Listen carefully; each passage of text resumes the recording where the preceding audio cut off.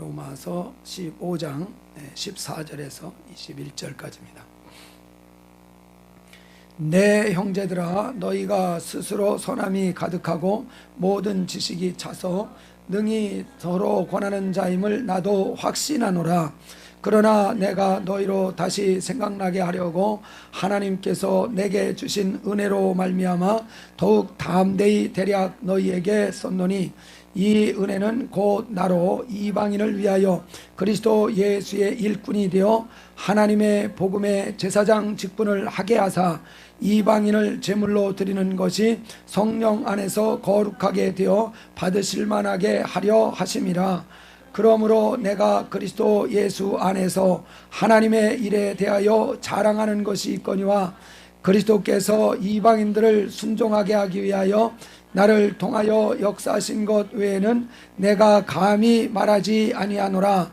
그 일은 말과 행위로 표적과 기사의 능력으로 성령의 능력으로 이루어졌으며, 그리하여 내가 예루살렘으로부터 두루 행하여 일루리곤까지 그리스도의 복음을 편만하게 전하였노라. 또 내가 그리스도의 이름을 부르는 곳에는 복음을 전하지 않기를 힘썼노니, 이는 남이 터 위에 건축하지 아니하려 함이라. 기록된 바 주의 소식을 받지 못한 자들이 볼 것이요 듣지 못한 자들이 깨달으리라 함과 같으니라. 아멘.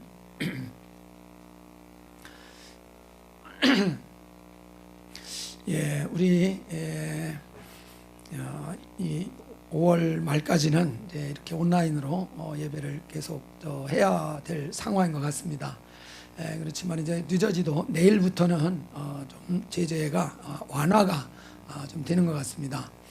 그래서 신문에 보니까 교회 예배도 뭔가 이렇게 완화가 되는 그런 기사가 약간 있는 것 같아서 좀 찾아와 봤더니 예배당에 들어와서 이렇게 예배 드리는 그게 아니고 차를 타고 주차장에 모여서 차에서 내리지 않고 그렇게 모여서 예배하는 것, 그거는 이제 허용을 한다, 그 얘기인 것 같습니다.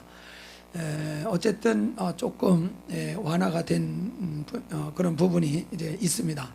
이제 내일부터 그것이 이제 완화가 되기 때문에 조만간 우리가 예배 드리는 것도 좀 더 이렇게 자유롭게 이제 예배할 수 있도록 이렇게 열리게 이제 될 거라고 봅니다. 그래서 이제 뭐 해야 되겠습니까? 준비를 해야죠. 예배당 이제 열고 예배 드려도 좋다 하면 그때서부터 이제 준비를 하면은 또 몇 주가 지나갑니다. 시동 거느라고. 그래서 이제부터 좀 예배를 정상적으로 드릴 때를 이제 가상을 해서 거기에 맞게 우리가 또 이제 미리 이제 준비하는 그런 그 작업을 이제 해야 될 것 같습니다. 뭐 믿는 사람들이 준비한다 그러면 가장 기본적이고 동시에 또 가장 중요한 준비가 뭐겠습니까? 그렇죠. 기도로 바탕을 깔아야 되고 기도로 정말 하나님의 관심을 끌어야 되고 그 기도 준비, 정말 영적 준비가 이제 가장 우선적으로 필요할 것입니다. 그래서 좀 더 우리가 기도를 열심히 좀 할 수 있도록 하면은 참 좋겠습니다.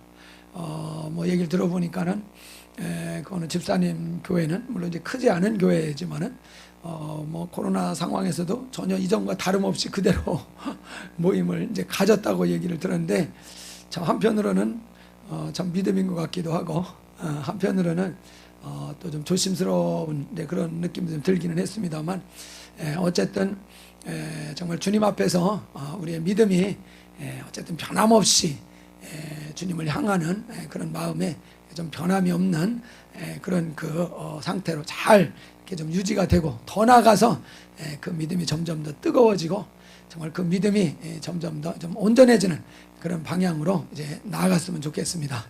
빨리빨리 그렇게 좀 더 빨리빨리 좀 나갔으면 좋겠습니다. 그만큼 시대가 지금 굉장히 조급한 급한 정말 주님 오실 때가 이제 얼마 안 남은 이런 그 시대이기 때문에 하나님께서 우리가 빨리 정말 이기기를 원하시는 그런 그 마음이시리라고 믿습니다. 그래서 우리 정말 지금까지 우리가 깨닫고 알게 된 그런 말씀만 우리가 잘 응용하고 적용을 해도 웬만큼 좀 이길 수 있지 않을까 싶습니다. 그리고 중요한 것들은 사실은 다 이렇게 나온 것 같습니다. 우리가 뭐 얘기해 줄 때 중요한 것부터 사실 얘기해 주지 않습니까? 우리는 뭐 학자들처럼 논문 쓰는 사람들이 아닙니다. 그래서 뭐 서론이 어떻고 본론이 어떻고 그러고 나서 결론은 이거다. 우린 이렇게 얘기 안 합니다. 우린 급해서 그렇게 얘기 못 해요. 그냥 결론부터 단도직입적으로 얘기를 하지. 야, 천국이 육적 이스라엘을 위해서 있는 게 아니다. 우리 영적 이스라엘을 위해서 있는 거다. 알아 몰라? 이렇게 그냥 나가지. 서론이 어떻고 이스라엘이 과거에 뭐 율법을 받고 그래서 그들이 뭐 율법 아래서 어떻고 이렇게 안 나갑니다. 그래서 정말 우리는 논문 쓰는 사람처럼 서론 본론 필요 없습니다. 그냥 결론부터 단도직입적으로. 근데 정말 겸손한 사람은 금방 받아들이고 관심을 갖게 돼 있는 것 같습니다. 머리 굴리는 사람, 뭔가 이렇게 좀 학문적으로 머리가 이미 굳어져 있는 사람이 있습니다. 그런 사람이 세상에서 학문하는 데는 그 굳은 머리가 좋을 수는 있어요. 근데 신앙하는 데는 조금 방해가 될 겁니다. 머리가 학문적으로 굳어져 있으면은 이게 정말 그 서론이 어떤 걸 알아야 되고 정말 뭔가 이유가 정말 해명이 돼야 되고 그래서 논증이 돼야 되고 하는 이런 과정이 안 거쳐지면은 끝까지 그걸 보류하고 있어서 또 쉽지는 않은 것 같습니다. 근데 정말 그냥 어린아이 같은 그런 그 마음을 가진 사람이라면 그냥 그대로 믿지 않습니까? 그래서 오히려 그런 사람들이 성장이 빠른 것 같습니다. 성장이 빨라요. 물론 정말 믿음의 사람을 만나야 되고 정말 하나님의 사람을 만나는 것이 필요하겠죠. 그렇지 않으면 잘못하면 정말 엉뚱한 데 빠져서 이상한 데로 나갈 수 있는 위험은 있지만은 그러나 바로 말씀을 가르치는 곳을 만난다면 정말 그런 사람들은 일치월장하고 정말 빛을 발하는 그런 그 역사가 나타나게 될 것입니다. 그래서 정말 우리가 말씀을 바로 잘 알고 정말 우리를 사랑하는 귀한 그 주의 종들이 정말 저희 가운데 찾아와 주셔가지고 이게 웬 떡이냐 이게 웬 복이냐 그래서 이 만유에 대한 이 비밀을 우리가 정말 분명하게 정확하게 알게 됐습니다. 그래서 이제는 뭐 누구를 만나서라도 이 만유의 나라는 천년왕국을 말하는 것이고 그리고 이 나라는 육적 이스라엘을 위한 것이 아니다. 바로 영적 이스라엘을 위한 그 나라라는 것에 대해서 영적 이스라엘을 위해서 예비된 나라라는 것에 대해서 정말 자신 있게 이렇게 말씀 가지고 성경 말씀 가지고 이렇게 설명해 줄 수 있고 그들에게 이제 증거해 주실 수 있는 이런 정도 아마 다 말씀 지식이 이제 쌓였을 줄 믿습니다. 그래서 그 말씀을 했던 잘 적용하고 응용만 하면은 정말 주님 뜻을 제대로 이루어 드릴 수 있는 그 기회가 정말 우리에게 주어졌습니다. 그래서 우리가 그 말씀을 그대로 받고 믿고 행동만 하면은 그래서 요한계시록에서도 듣는 자가 복이 있다. 계시록의 말씀을 듣는 자가 복이 있다. 그리고 그 말씀대로 정말 실천만 하면은 그 사람이 정말 복이 있는 자가 될 것이라는 그 말씀대로 우리가 되어질 줄 믿습니다. 이런 사실에 대해서 분명히 이 바울 사도도 깨닫고 알고 그 내용들을 증거해 줬다는 사실을 오늘 읽은 이 본문 말씀에서도 아주 분명히 우리가 확인할 수 있습니다. 우리 16절 말씀, 우리 15절 16절 다시 한번 같이 읽어보도록 하겠습니다. 그러나 내가 너희로 다시 생각나게 하려고 하나님께서 내게 주신 은혜로 말미암아 더욱 담대히 대략 너희에게 썼노니 이 은혜는 곧 나로 이방인을 위하여 그리스도 예수의 일꾼이 되어 하나님의 복음의 제사장 직분을 하게 하사 이방인을 제물로 드리는 것이 성령 안에서 거룩하게 되어 받으실 만하게 하려 하심이라. 아멘. 여기에서 보면은 바울 자신이 자기를 그리스도 예수의 그 일꾼이 되었다. 그래서 그리스도 예수의 일꾼이 되어서 하는 일이 무엇이냐? 바로 제사장의 직분을 하는 것이다. 이렇게 구체적으로 설명을 하고 있습니다. 근데 이렇게 자기가 제사장이라고 바울이 이야기하면은 유대인들한테 돌맞을 일 아닙니까? 율법을 따라서 성전에서 제사를 드리는 사람들이 그 당시에 있었습니까? 없었습니까? 분명히 있었습니다. 성전이 무너진 것은 AD 70년이기 때문에 그렇습니다. 바울이 순교한 것은 성전이 이제 회파되기 전에 AD 한 66년경에 바울이 로마에서 순교당한 것으로 알려져 있습니다. 그래서 바울 생애에는 예루살렘 성전이 그대로 남아 있어서 그 대제사장도 있고 제사장들도 있어서 그곳에서 율법을 따라서 제사 드리는 일이 분명히 진행되고 있는 상황이었습니다. 그래서 율법을 따라서 세워진 제사장, 레위 후손들 아닙니까? 그리고 특별히 대제사장들, 이 성전 안에 들어가서 제사하는 이 일을 하는 사람들은 아론의 후손이 아니고서는 그 일을 할 수가 없습니다. 아무리 잘생겼다고, 아무리 정말 유능하고 실력이 있다고 해도 아론의 후손이 아니면은 절대로 성전에 들어가서 제사하는 일을 할 수 있는 자격이 되지 않습니다. 왕이라도 그 일을 하려고 했다가 향을 불을 가지고 제사 드리는 일에 참여하려고 했다가 하나님의 정말 그 운동이 되는 문둥병이 바라는 이런 그 징벌을 받는 일이 있지 않습니까? 그러니까 왕도 그 제사장의 그 일은 할 수가 없습니다. 오직 택함을 받은 자, 아론의 후손으로 이렇게 태어난 자라야만 그 일을 할 수 있는 자격이 주어지는 것이지 아무나 할 수 없습니다. 근데 바울은 어느 지파 사람인지 혹시 기억하세요? 예, 베냐민 지파 사람입니다. 근데 베냐민 지파 출신이 나와가지고 내가 제사장이다 이렇게 얘기하면은 진짜 레위 사람들이 뭐라 그러겠습니까? 뭐라 그러겠습니까? 웃기고 앉았네. 율법을 이렇게 무시하는 놈. 그래서 돌로 쳐지기 할 수밖에 없는, 그렇지 않아도 바울이 밉상인데 거기다 대고 또 자기가 레위 지파도 아니면서 제사장이라고 주장하고 있으니까 그건 진짜 돌팔매질 감입니다. 그거는. 그럼에도 불구하고 바울은 자기가 제사장이라는 것을 분명히 밝히고 있습니다. 특별히 율법을 따르는 제사장이 아니고 복음을 따르는 이런 그 제사장이라는 것을 분명하게 밝히고 있습니다. 그렇다고 그러면은 우리가 이 복음의 제사장이라고 하는 것은 이 육적인 레위 지파가 감당하는 그런 직분이 아니라는 것을 우리가 쉽게 이해할 수 있을 것입니다. 그래서 우리도 제사장이 될 수 있는 그런 그 이제 입장이라는 것, 자격이 된다는 것을 분명히 또 우리가 알 수 있습니다.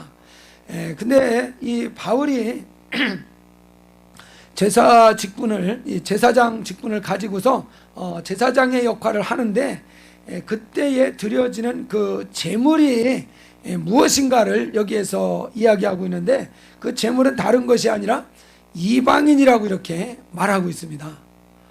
우리가 복음 시대에 그 제물이라고 한다고 그러면은 분명히 예수 그리스도가 우리의 속죄 제물이다, 우리의 화목 제물이다, 이렇게 알고 있지 않습니까?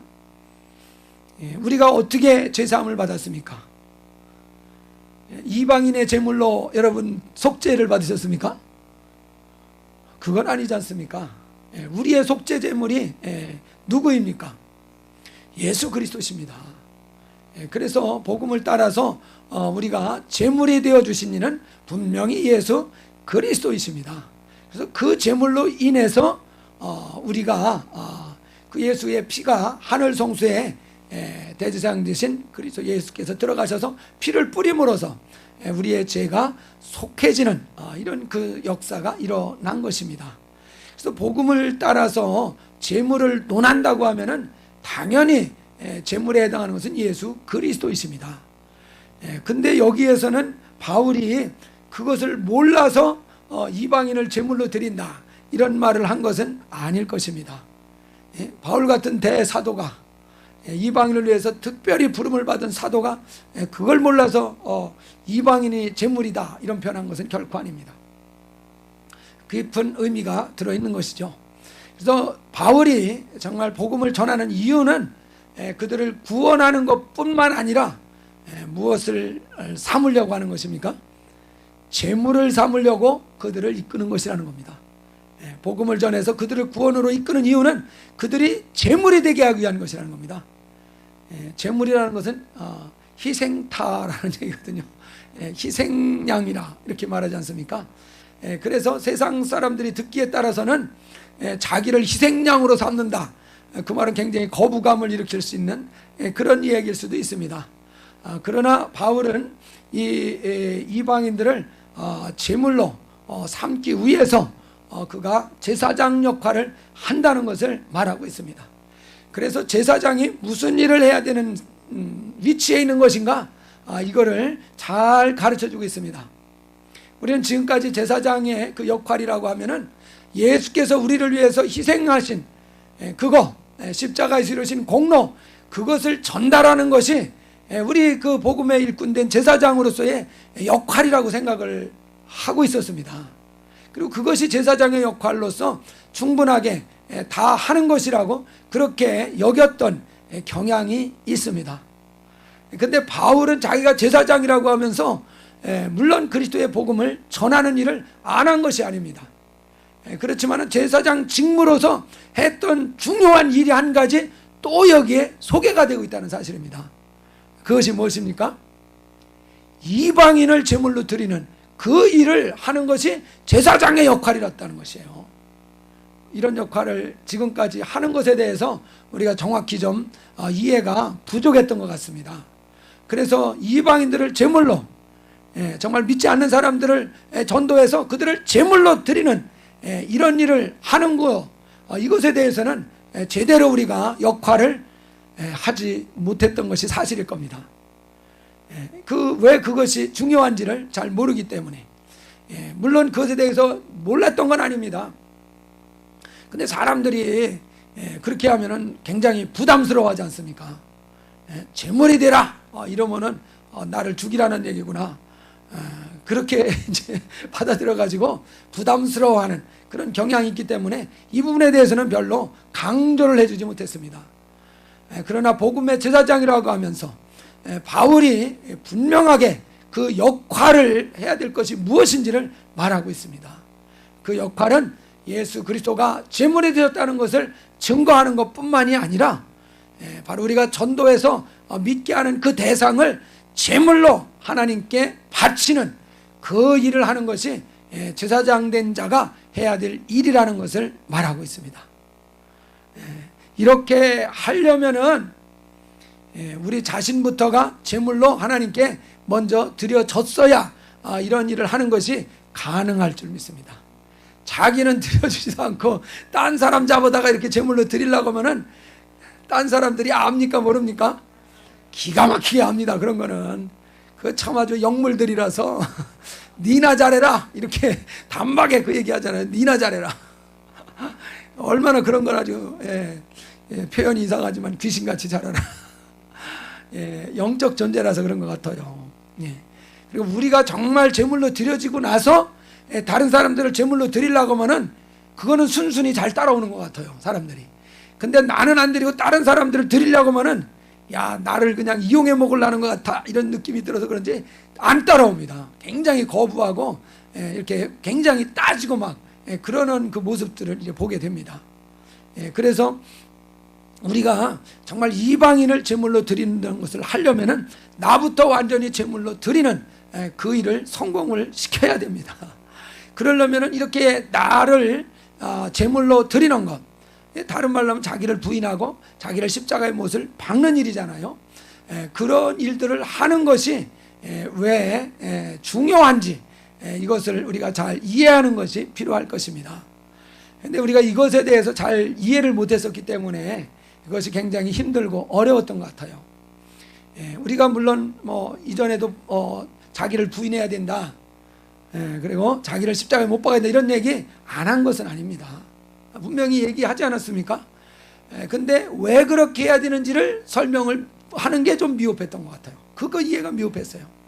그러니까 본이 되기 위해서 다른 사람들을 정말 구원에 이끌려면은 내가 본이 돼야 되지 않냐, 내가 온전해져야 되지 않냐. 그래서 나를 부인하고 나를 정말 십자가의 못을 박아야지 된다. 그런 쪽으로만 좀 이렇게 설명을 하는 정도였던 것 같습니다. 그러니까 설명에 좀 한계가 있었던 것 같아요. 그렇지만은 우리가 서두에서도 말씀드린 것처럼 이 정말 그 만유의 나라가 천년 왕국이 육적 이스라엘을 위해서 정말 준비된 나라가 아니라 영적 이스라엘을 위해서 준비된 나라라는 사실을 우리가 알게 되고, 우리가 제물을 드리는 것과 그 영적 이제 이스라엘에게 예비된 그 만유의 나라를 상속받는 것과 연결이 되어 있다는 사실을 깨달으면은 이 일을 굉장히 즐거움으로 할 수 있습니다. 기쁨으로 할 수 있어요. 우리 잘 알지 않습니까? 정말 이 천국을 비유할 때 밭에 감춘 보화를 발견한 사람은 자기 거를 파는 것에 대해서 절대 괴로워하지 않습니다. 빨리 안 팔려서 걱정이지. 자기 걸 기꺼이 다 팝니다. 그 이유는 밭을 살 수가 있다는 소망이 있기 때문에 그런 거죠. 그러나 그 보화가 감춰진 밭을 발견하지 못한 상태에서는 이거 자기를 팔으려고 하면은 굉장히 억울하게도 느껴질 정도로 힘들죠, 그것은. 그래서 보화밭을 발견하는 그것이 이루어진 다음에라야 그것을 팔 수 있는 것을 비유로, 천국 비유로 말씀하셨습니다. 그래서 정말 이 만유의 나라, 바로 이것이 영적 이스라엘이 정말 받게 되는 나라. 그래서 정말 억지로 그것을 자기를 부인하라고 했으니까 부인하는 것도 뭐 불가능하진 않겠지만은 분명히 밭에 감춘 보화를 발견을 하고 나면 훨씬 더 쉽게 수월하게 그 일을 기쁨으로 즐거움으로 할 수 있습니다. 그래서 역사적으로, 교회 역사적으로도 이 경건주의 운동을 하는 사람들이 굉장히 경건하기 때문에 하나님의 정말 관심을 끌고 하나님의 정말 함께 하시는 역사들을 많이 이렇게 나타내고 그러기는 했지만은 비판을 받는 영역이 바로 거기입니다. 경건주의 운동을 하는 사람들의 모습이 어떠냐? 너무 무겁다 하는 것입니다. 표정이 어둡다는 것입니다. 삶이 굉장히 이렇게 굳어져 있는 그런 모습을 본다는 것입니다. 사실 자기를 경건하게 유지하려니까 그럴 수밖에 없지 않습니까? 그래서 그 경건주의 운동을 하는 사람들을 비판하는 그런 사람들의 입장에서는 그렇게 비판을 합니다. 하나님이 구속해 주시고 우리를 위해서 자기의 모든 것을 희생해 주셨는데 우리가 감사하고 기뻐하고 즐거워해야 되지 않냐? 그 말이 맞지 않습니까? 기뻐하고 즐거워하는 것도 분명히 성경에 나와요. 근데 경건주의 운동하는 사람은 너무 삶이 무겁다는 겁니다. 그 사람들을 보면은 굉장히 막 이렇게 눌린다는 것입니다. 너무 경직되어 있는 것 같고. 근데 그 삶이 분명히 하나님이 함께 하시는 것은 틀림이 없으니까 그렇게 살긴 살아야 되겠는데 막상 살려고 하면은 그렇게 그냥 무겁게 보이고 어둡게 보이니까 조금 좀 부담스러워지는 것이 있습니다. 그렇지만은 분명히 이 밭에 감춘 보화를 깨닫고서 경건주의로 나가면은 그것은 더 온전한 그런 모습을 가질 수 있을 줄 믿습니다. 그래서 참 유익한 것 같아요. 정말 우리가 이 정말 천년왕국이 영적 이스라엘을 위해서 정말 준비된 그런 그 나라, 그리고 특별히 그 나라에서 정말 제사장이 될 사람, 그리고 제사장이 돼서 정말 5년이 아니고 10년이 아니고 100년이 아니고 몇 년입니까? 1000년 동안 왕노릇을 한대요. 할렐루야. 입이 이렇게 벌어져야 정상인데 입이 안 벌어지는 사람은 아직 좀 회개할 게 남아있는 분이에요. 이 1000년 동안 왕노릇 한다는 것이요. 믿음으로 행치 않는 게 다 죄라고 그랬습니다. 1000년 동안 왕노릇 한 걸 생각하면 얼마나 신납니까? 정말 너무나 귀한 일이죠. 우리 한번 요한계시록 20장 정말 말씀으로 분명하게 이렇게 성문화해 놓으셨기 때문에 주님한테 가서도 이 말씀을 딱 대놓으시고 이렇게 한다고 해주지 않으셨습니까? 이렇게 하시면 주님께서 분명하게 약속대로 이행해 주실 것입니다. 우리 6절 계시록 20장 6절 같이 한번 읽겠습니다. 이 첫째 부활에 참여하는 자들은 복이 있고 거룩하도다. 둘째 사망이 그들을 다스리는 권세가 없고 도리어 그들이 하나님과 그리스도의 제사장이 되어 천년 동안 그리스도와 더불어 왕노릇하리라. 아멘. 예, 여기에 보면은 분명히 그 첫째 부활에 참여하는 사람이라 해야 된다. 그렇게 되면은 이제 둘째 사망이 이제 다스리는 권세가 다 없어져 버리고 그 반대로 그들이 오히려 다스리는 그런 위치가 된다는 거죠. 그래서 하나님과 그리스도의 제사장, 여기에서 이제 그리스도의 제사장이라는 이 직분이 있다는 것을 말하고 있습니다. 그러니까 천년왕국에도 제사장이 있습니까, 없습니까? 있다는 얘기입니다. 천년왕국에도 제사장이 있습니다. 그때의 그 제사장은 누가 제사장이 되는가? 그것에 대해서는 우리가 계시록 1장에 보면 알 수 있습니다. 1장 5절 6절입니다. 이 말씀은 아마 이전에도 많이 보셨을 겁니다. 한번 그래도 한번 같이 읽어보겠습니다. 계시록 1장 5절 6절입니다. 또 중성된 증인으로 죽은 자 가운데서 먼저 나시고 땅의 임금들의 머리가 되신 예수 그리스도로 말미암아 은혜와 평강이 너희에게 있기를 원하노라. 우리를 사랑하사 그의 피로 우리 죄에서 우리를 해방하시고 그의 아버지 하나님을 위하여 우리를 나라와 제사장으로 삼으신 그에게 영광과 능력이 세세토록 있기를 원하노라. 아멘. 예, 그 6절에서 분명히 말씀하십니다. 그의 아버지 하나님을 위해서 우리를 나라와 제사장으로 삼으셨다 말씀합니다.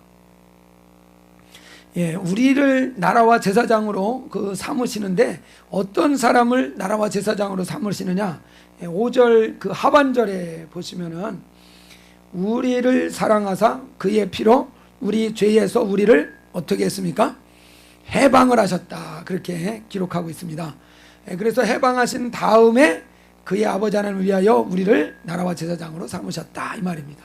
그러니까 해방을 시키신 다음에 우리를 나라와 제사장으로 삼았다. 이 말입니다. 그래서 나라와 제사장이 될 수 있는 자격을 가진 사람은 바로 죄에서 해방된 사람입니다. 우리가 예수를 믿으면은 죄에서 다 해방된 것처럼 쉽게 생각을 했었습니다. 근데 예수를 믿었다 할지라도 우리가 죄로부터 완전히 자유로운 삶이 되어지지 않았다는 것은 저희들 스스로가 잘 알고 있습니다. 예수를 믿었지만은 여전히 정말 성내고 죄짓고 여전히 우리를 정말 죄가 끌고 다니는 이런 그 상태에 이제 있었습니다. 그럼에도 불구하고 우리는 과거와 현재와 미래의 모든 죄를 이 사함 받았다고 이렇게 이제 들었기 때문에 그냥 다 죄가 해결이 됐다고 그냥 이렇게 어떻게 보면 그냥 억지로 그냥 막 고집하는 그런 그 상태에 있었던 것 같습니다.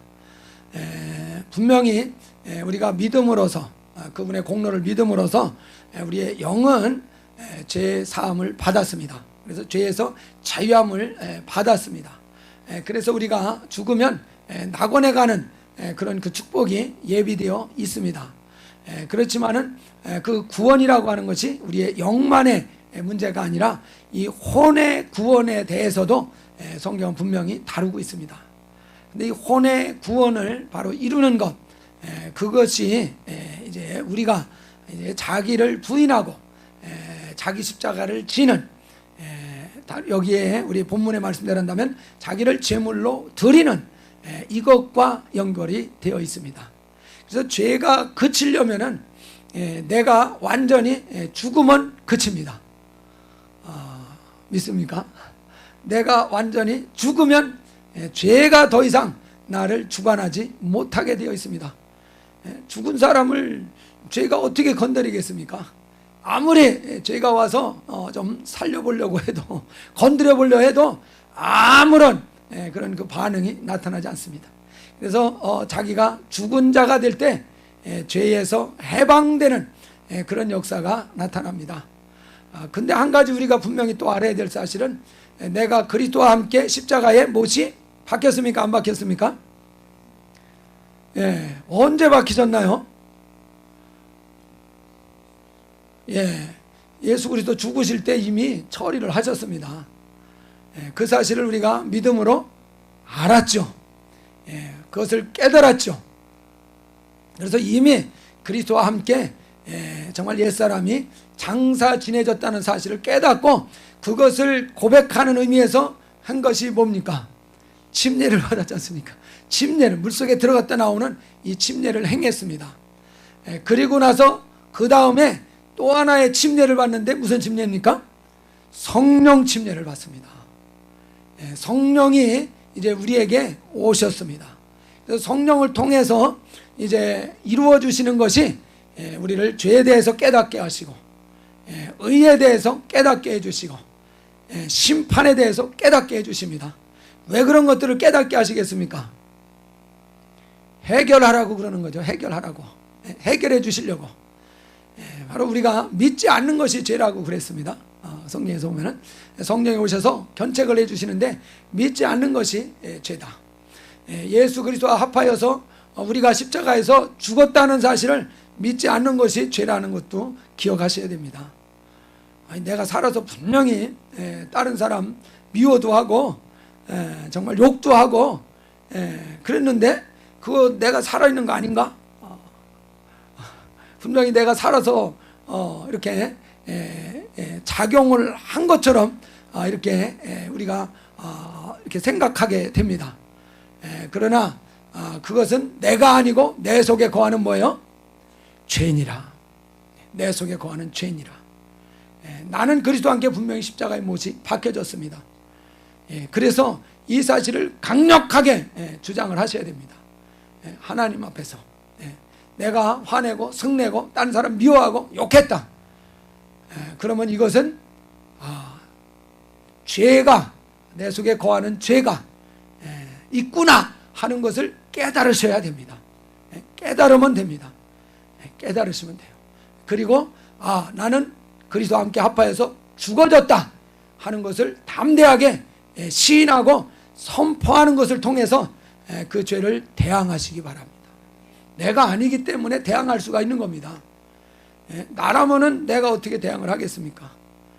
그건 말이 안 되는 것이죠. 그래서 내가 아니기 때문에 단호하게 동정의 여지가 없습니다. 나라고 생각하니까 자꾸 끌어안는 거거든요. 그걸 놓지를 못하는 거예요. 놓지를 못해. 배르기도 낯짝이 있지, 양심이 있지, 죄는 다 내가 져놓고 어떻게 그것이 또 내가 한 게 아니라고 이렇게 잡아 뗄 수가 있는가? 양심이 있지. 뭐 그러면서 그것을 계속 끌어안으려고 하게. 이건 참 원수의 교묘한 아주 고등전술인 것 같아요. 분명히 나는 그리스도와 함께 합하여서 정말 십자가에 달려서 죽어졌습니다. 그래서 그럴 때마다 정말 이 그리스도께서 십자가에 달려 죽으신 것을 바라보는 이 믿음이 필요하고 이것을 강력하게 인정하고 시인하는 이 믿음이 필요할 줄 믿습니다. 그래서 뱀에게 물린 자마다 정말 금방 회복이 되는 역사가 있었습니다. 어떻게 하니까 금방 회복이 됐습니까? 바라보면 회복이 됐습니다. 바라보면 뭐 대단하게 엄청난 거를 막 한 것도 아닌데 오직 장대에 달린 노뱀을 딱 바라보는 순간에 그 저주가 확 떠나버리는 이런 역사가 일어났습니다. 그래서 정말 우리도 그 십자가에 달린 그리스도 예수, 내가 그와 함께 십자가에 달렸다는 사실을 정말 바라보고 그것을 강력하게 우리가 주장하고 인정할 때 정말 이 뱀에게 물려든 그 역사, 정말 뱀의 그 역사, 이런 것들이 정말 우리를 놓고 이제 떠날 수밖에 없는 이런 승리의 역사가 일어날 줄 믿습니다. 그래서 정말 이 장대에 달린 노뱀을 바라보는 순간에 그들이 회복이 되는 역사가 정말 나타나는 것은 정말 놀라웠습니다. 정말 신비한 것입니다. 바라만 봤는데 아니 뱀에 물려서 죽어가던 사람이 그냥 살아나는 것, 정말 신기한 역사 아니겠습니까? 정말 예수 그리스도 십자가에 달려 죽으신 그분을 정말 바라볼 수 있다면, 그리스도가 십자가에 달리신 사실, 그리고 그와 함께 정말 내가 그곳에 달려졌다는 사실을 확실하게 우리가 바라볼 수 있고 확실하게 그것을 믿음으로 붙들 수 있으면 분명히 속이던 자는 더 이상 우리를 속이지 못하고 분리되고 정말 구분돼서 쪼개지는 그런 역사가 나타날 줄 믿습니다. 분명히 노뱀을 통해서 보여주신 원리입니다. 그래서 이것이 정말 간단하고 단순한 것 같지만은 정말 엄청난 그 승리의 비밀이 십자가에 있어서, 그래서 바울도 정말 십자가 외에는 자기가 더 자랑하지 않는다. 십자가밖에는, 예수와 그가 달리신 십자가 외에는 전하지 아니하기로 아주 결심했다고 이렇게 얘기하는 이유도 그런 데 있는 것 같습니다. 그래서 우리가 정말 이 몸의 구속을 이루는 그 비결도 바로 십자가에서 이루어지는 그런 그 비결이 그 십자가에 있다는 것을 이제 깨닫게 됩니다. 그래서 이 믿음을 가지고 강하게 담대하게 우리가 원수를 대적해 나아간다면 원수는 반드시 피하고 물러가고 정말 우리에게 굴복하는 그런 역사가 분명히 나타나게 되어줄 줄 믿습니다. 바로 여기에 정말 비결이 있는 것을 생각해요. 그래서 십자가에 정말 도를 더 깊이 우리 깨닫게 해달라고 좀 기도하면 좋을 것 같아요. 그럼 그 속에서 정말 그리스도의 그 구원이 이제 온전하게 우리 가운데 나타나게 될 것입니다. 참, 그래서 우리가 전에는 Jesus first, you second, 그리고 me third인가? 그래서 이제 JOY, 그래서 그렇게 순서를 그렇게 정해야 우리가 기쁨이 넘치는 삶이 된다. 그런 그 이야기들을 많이 했습니다. 근데 그것이 부족하다는 것에 대해서 증거하는 말씀을 제가 들었습니다. 그것도 잘못된 것이라는 거예요. Jesus first는 맞습니다. second는 뭐 누굽니까? second도 Jesus라는 거예요. third는 누굽니까?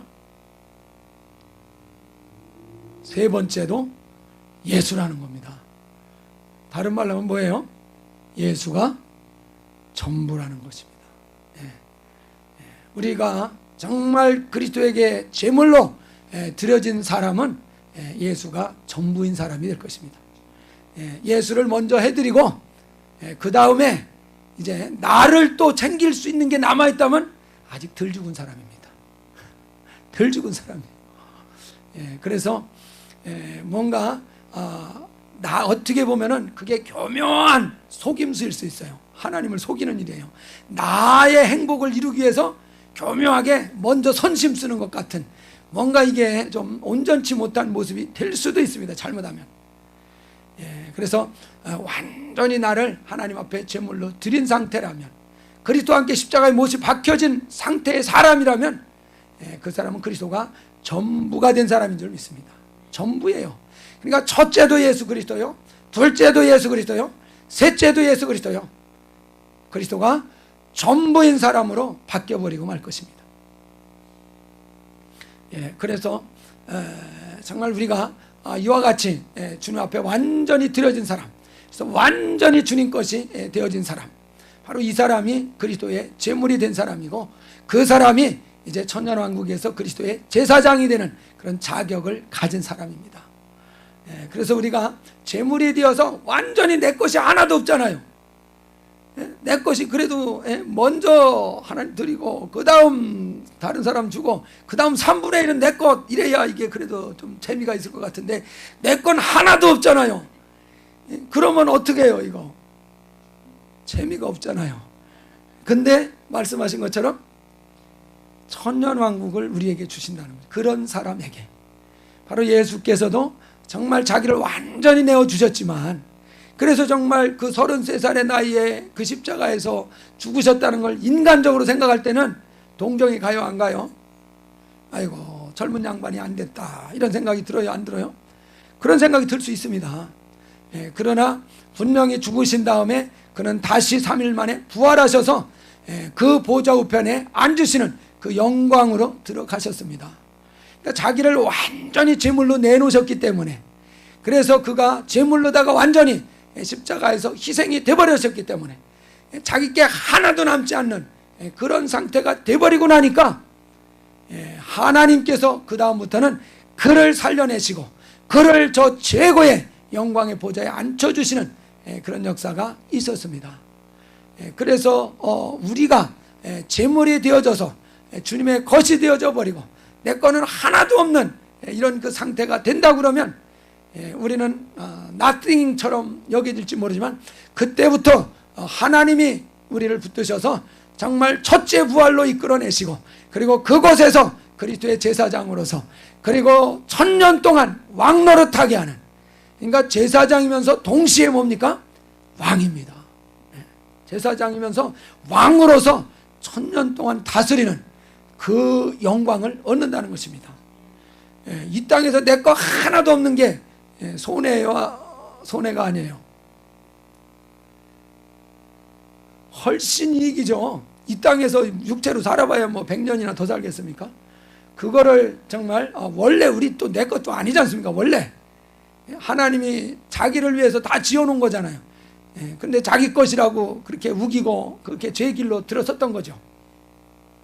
그래서 정말 나를 들여서 내 것을 없앨 때 오히려 정말 저 만유에서 그 영광을 1000년 동안 누리게 되는 이런 놀라운 축복이 있다는 것을 성경은 약속하고 있습니다. 그래서 우리가 정말 이 영적인 이스라엘을 위해서 이 만유를 예비해 놓았다는 것을 깨닫는 것이 중요하다는 사실입니다. 근데 이것을 정말 좀 이렇게 가려놓은 이런 그 상태였던 것 같습니다. 그러나 분명히 성경은 말씀하고 있습니다. 육적 이스라엘은 돌멩이로도 만들 수 있다는 것입니다. 그러니까 육적 이스라엘은 가치가 있다는 얘기입니까? 없다는 얘기입니까? 전혀 가치 없다는 얘기입니다. 의미 없는 것이라는 것을 강력하게 침례 요한이 증거하고 있습니다. 그러면서 정말 독사의 자식들이라고 엄청나게 책망을 하지 않습니까? 독사의 자식들이다. 그 사실 가만히 생각하면 그 엄청난 얘기 아닙니까? 바리새인과 정말 이 그 서기관들, 사두개인들 엄청난 사람들이거든요. 근데 그 사람들을 향해서 독사의 새끼들아 하고 이렇게 강력하게 책망을 하시고 있습니다. 근데 그 말 그대로 사실 아닙니까? 말 그대로 사실이었습니다. 뭐 과장한 표현이 전혀 아니었습니다. 그래서 그들에게 호소하는 것이 뭡니까? 독사의 새끼니까 어떡하라는 겁니까? 회개하라는 것입니다.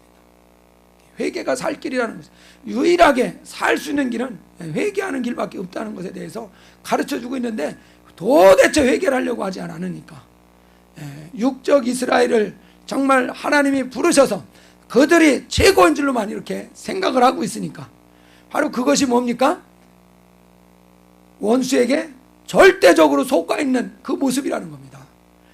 절대적으로 속아 있어가지고 그렇게 선민사상에 꽉 채워져 있어가지고 그것에 그냥 꽉 사로잡혀 있어가지고 도대체 하나님이 주신 그 축복에 이를 수 없는 상태가 되어버렸다는 겁니다. 바로 그것이 독사의 새끼의 모습이라는 것을 아주 극명하게 침례 요한이 증명을 한 것입니다. 선포를 한 것입니다. 그들이 분명히 정말 육적 이스라엘의 후손이고 그들이 율법을 알고 있다고 생각을 하고 있었는데 그들이 독사의 새끼였다는 것입니다. 정말 우리는 어쩔 뻔했습니까? 이미 알고 있어서 별로 도전도 안 받으시는 것 같아요. 우리가 독사의 새끼였던 거 아니었습니까? 사실 완전히 그 입장이었어요. 완전히 그 입장이었어요. 이건 깨달은 사람만이 인정하고 시인합니다. 깨달은 사람만이. 그렇지 않으면 왜 내가 독사의 새끼야? 니놈이 오히려 침례요한한테 대들고 정말 죽이려고 하듯이 그런 상황 꼭 됩니다. 그래서 정말 우리가 바로 이 독사의 새끼였구나, 독사의 자식이었구나. 정말 우리는 나름 잘하고 있다고 생각을 했었는데 오히려 그것이 정말 우리를 눈멀게 만들어놓은 그런 상태, 악한 자의 그런 그 상태였다는 것을 우리가 정말 깨닫습니다. 그래서 살 길이 회개하는 이 길이라는 것을 우리가 깨닫습니다. 그래서 정말 철저하게 우리가 조금 더 나를 남겨놓지 말고 완전히 내 것을 없애버리는, 완전히 다 팔아버리는 이것을 미련 없이 이러한 그 역사를 이루시기 바랍니다. 그래서 그리스도가 전부가 되어진 사람이 되어질 때 그 사람은 확실하게 그리스도께서 책임져 주시는 사람이 될 것입니다. 그래서 정말 그를 책임져 주시되 약속하신 대로 그리스도의 제사장으로 이제 삼으시고 1000년 동안 왕노릇하는 자로 분명히 그 약속을 지켜주실 줄 믿습니다. 그래서 이 말씀을 믿고 자기를 정말 즐거이 제물로 항상 내어놓는 사람, 아무리 세상 사람이 정말 믿는 자들이 방해하고 욕하고 밟는다 할지라도 조금 더 그것에 대해서 불만하지 않고 정말 감사할 수 있을 만큼 완전히 자기를 버려버릴 수 있는, 기꺼이 자기를 다 버릴 수 있는 이런 믿음의 사람이 되어서 비록 이 땅에서 제물이 되지만 하늘에서 제사장의 그 영광을 놓치지 않는 참 믿음의 사람, 참 승리의 사람이 될 수 있기를 주의 이름으로 축원합니다. 기도하겠습니다.